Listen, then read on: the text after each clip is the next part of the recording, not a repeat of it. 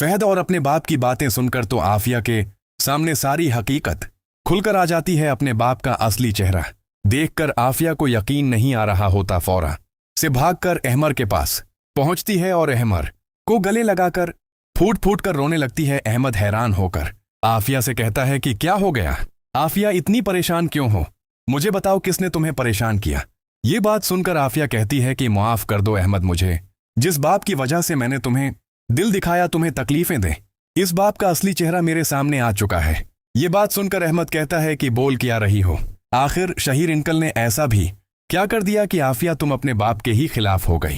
तो आफिया रोकर कहती है कि अहमद, मेरे साथ नाइंसाफी हुई है। मेरे बाप की ये चाल थी कि तुम्हें और मुझे जदा किया जाए। तुम बिल्कुल ठीक बोल रहे थे कि मेरा बाप तुम्हें और मुझे जदा करना चाहता था। इसका कोई और मकसद हो ही नहीं सकता था।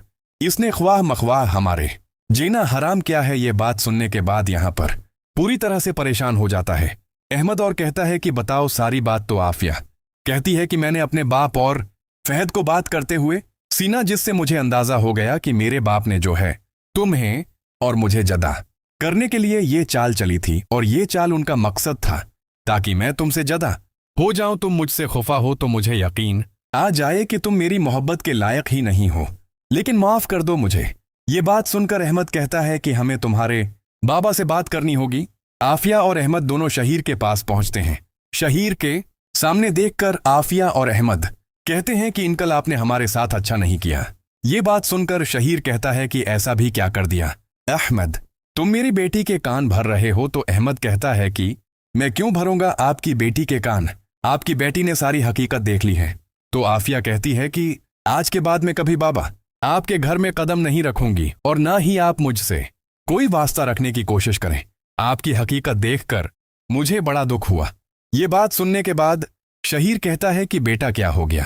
तो आफिया सारी रिकॉर्डिंग दिखा देती है जिसमें शहीर फहद के साथ बैठकर आफिया और अहमद के रिश्ते को तोड़ने की प्लानिंग बना रहा होता है। ये देखकर तो आफिया जो है वो अपने बाप से कहती है कि अब आपको यकीन आया कि आपने कितनी गड़बड़ की है। आफिया और अहमद हाथ मिलाकर वहीं से जाने लगते हैं।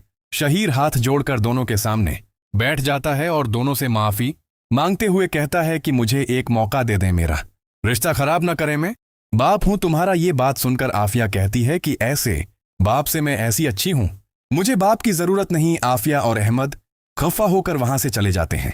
दूसरी तरफ आप देखेंगे कि घर पहुंचने के बाद जो है यहाँ पर अहमद वो अपनी बेटी बहन मारिया के लिए भी रिश्ता देख लेता है, जो कि हमजा की तरफ से होता है।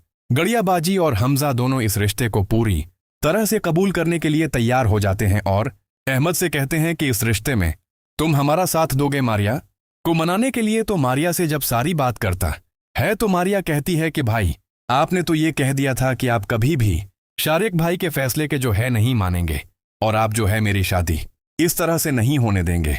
ये बात सुनकर अहमद कहता है कि मैंने कहा था, लेकिन मैं ही कह रहा हूं कि तुम्हारी वीडियो पसंद आएगी, वीडियो पसंद आए तो मेरे चैनल को लाइक शेयर सब्सक्राइब करना ना भूले, बेल आइकन के बटन को दबाना ना भूले। मिलते हैं अगले वीडियो में। शुक्रिया।